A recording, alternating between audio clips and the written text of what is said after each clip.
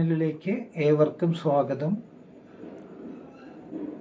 ഇന്ന് ലളിതാ സഹസ്രനാമത്തിലെ രണ്ടാമത്തെ നാമമാണ് പറയാൻ പോകുന്നത്. രണ്ടാമത്തെ നാമം എന്ന് പറഞ്ഞാൽ കഴിഞ്ഞ എപ്പിസോഡിൽ സമയാചാര തത്പര എന്ന നാമത്തിൻ്റെ അർത്ഥം പറഞ്ഞു, അതിൻ്റെ വ്യാഖ്യാനവും പറഞ്ഞു.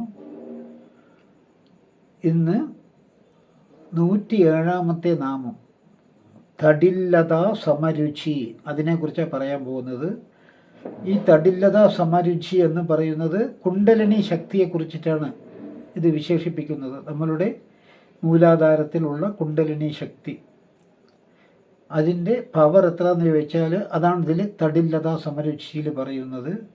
മിന്നൽ പിണരിൻ്റെ അത്രയും പ്രകാശമുള്ളതാണ് നമ്മളുടെ കുണ്ടലിനി എനർജി. അപ്പോൾ ഈ ഒരു അർത്ഥം പറയാൻ വേണ്ടിയിട്ടാണ് ഇന്നത്തെ വീഡിയോ. എന്താണ് തടില്ലത സമരുചി?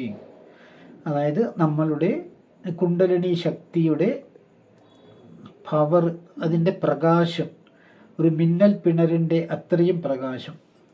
That means the light, the energy of Kundalini is equal to the lightning power.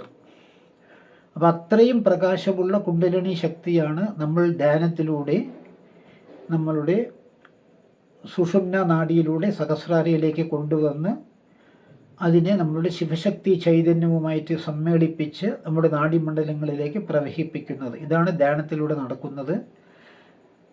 ഞങ്ങൾ സ്വാമി സൂര്യ ചാനൽ ചെയ്യുന്ന, നിത്യം ചെയ്യുന്ന 6 മുതൽ 6:20 വരെയുള്ള ലളിതാ സഹസ്രനാമം, ശിവപഞ്ചാക്ഷരി, പിന്നെ ഗായത്രി മന്ത്രം, നവഗ്രഹ മന്ത്രം, ഇതെല്ലാം പറഞ്ഞ് ചെയ്യിപ്പിക്കുന്ന ധ്യാനത്തിലൂടെയും ഈ കുണ്ടലിനി ശക്തി മുകളിലോട്ട് ഉയർന്നു വരും. അത് ഓട്ടോമാറ്റിക്കായിട്ട് വരിക. നമ്മൾ അതിനു വേണ്ടി ഒന്നും ചെയ്യേണ്ട, ചുമ്മാ ധ്യാനത്തിൽ ചെയ്താൽ മതി, ധ്യാനം ചെയ്താൽ മതി. അപ്പോൾ 6 മുതൽ 6:20 വരെ ചെയ്യുന്ന ധ്യാനത്തിൽ ഓരോരുത്തരും പങ്കെടുക്കുക.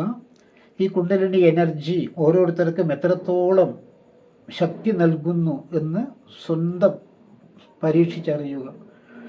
ഇതിങ്ങനെ നിത്യം നടക്കുമ്പോൾ ഈ കുണ്ടലിനി ശക്തി മുകളിലോട്ട് ഉയർന്നു വന്ന് നമ്മളുടെ ഇടാപിംഗല സുഷുമ്ന നാഡികളിലൂടെ മുകളിലോട്ട് ഉയർന്നു വന്ന് നമ്മളുടെ നാഡീമണ്ഡലിലേക്ക് നിത്യം പ്രവഹിക്കുമ്പോൾ നമ്മൾക്ക് പൂർണ്ണ ആരോഗ്യം ലഭിക്കും.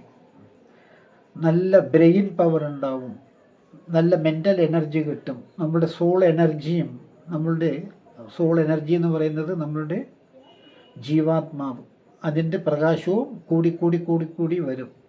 അപ്പോൾ ഇത് അത്യാവശ്യമാണ് ഓരോരുത്തർക്കും ഈ ധ്യാനം ചെയ്യുക എന്ന് പറയുന്നത്.